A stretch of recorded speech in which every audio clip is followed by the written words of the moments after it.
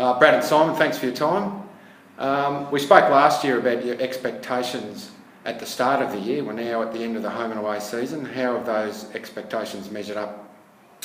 Yeah, probably exceeded them a little bit, I suppose. We knew we were going to be, well, we wanted to finish on top of the ladder, but it was always going to be a bit of a challenge. But I think throughout the year we've just done enough at times, but played some really good games and put ourselves in obviously a really strong position for this finals campaign with finishing 2 games clear on top. So it's probably been a little bit better than we thought, but there has definitely been their challenges throughout the year. But yeah, we're looking good at the minute and fairly happy with where we're at. Yeah, certainly it's been a good season, home and away season, and hopefully we can take it into the finals. I think we expect it to be really competitive, and fortunately we was able to show it on Wednesday on the board. How have you found the coaching this year compared to last year, in that last year you probably no one expected you to probably reach where you did, whereas this year it's the opposite? Yeah, definitely. We've gone from being the hunters to being the hunted. Everyone's trying to get up, so it's been good because every game we play, the opposition's really been up and about and playing their best footy.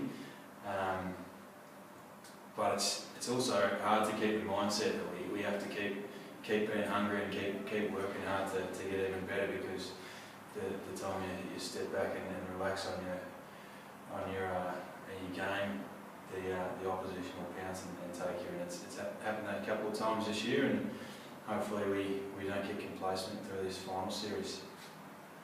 Yeah, I think you covered it pretty well there. That's probably the main difference, just trying to keep the boys up and about, whereas last year every game was so important to us because obviously hadn't won for a couple of seasons, so probably just that motivation there. But yeah, the boys have been really good, but it's just about trying to keep getting better and better, I suppose, and not getting content with ourselves. So that's been a lot different from last year for sure. You spoke in the paper recently about your lead up to the finals, in that you've only played one side in the 4 in that time. Have you changed your routine at all at training, or tried different things to make up for that?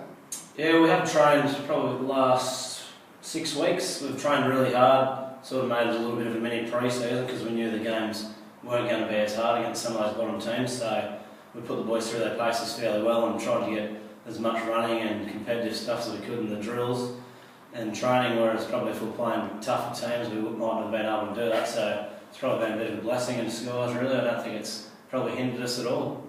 And I think also it's allowed us to do that real hard running and run on Tuesday and Thursday night, and it didn't matter so much if we had the heavy legs. Probably not so much that we were playing bottom sides, but we had a good buffer in top spots, so we knew we'd have a top 2 position, so wins didn't really matter in the last 4 or 5 games. It was just a matter of making sure we were getting our game plan right, making sure everyone was getting their skills right and the fitness right up and about, ready for this weekend and for the coming couple of weeks.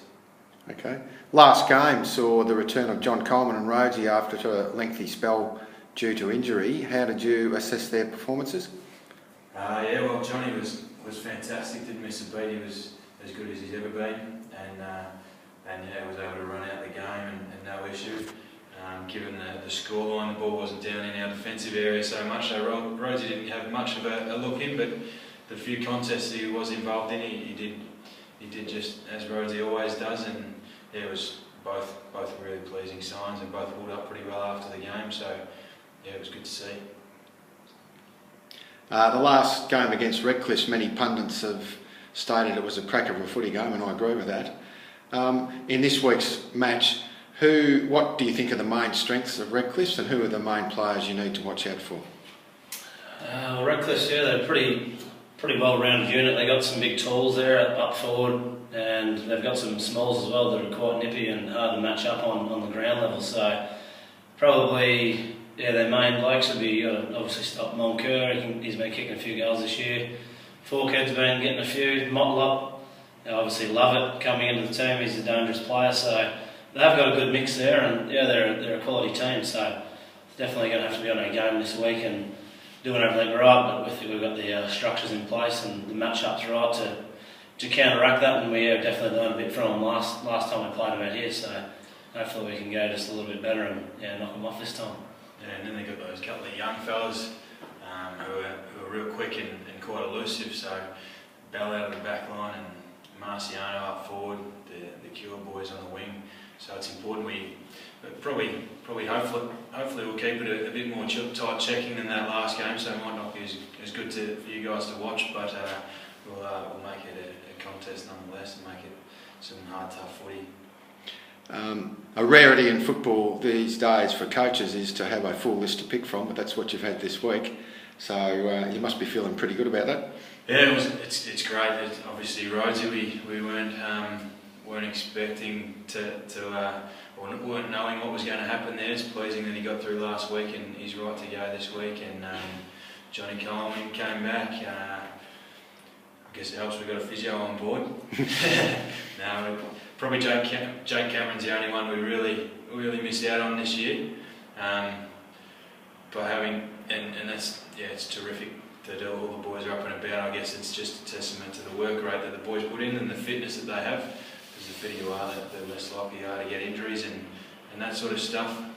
But on the flip side of it, it's made it really difficult for us. And there's a couple of really quality players who are missing out the next couple or this weekend, and there'll be players who miss out. Inevitably, there's players who miss out in finals, but it's the quality of the couple. The quality of 2, 3, 4 players that are not going to be playing in finals is pretty high. And just to finish off, comparing your approach to finals this year compared to last, if you look at the situation last year, you've obviously come into a final series clearly as underdogs. That's the opposite this year. So how have you found that? We haven't probably approached it too differently. We're still hard on the same things, and just probably the main thing is not to get complacent. The boys not expecting to win.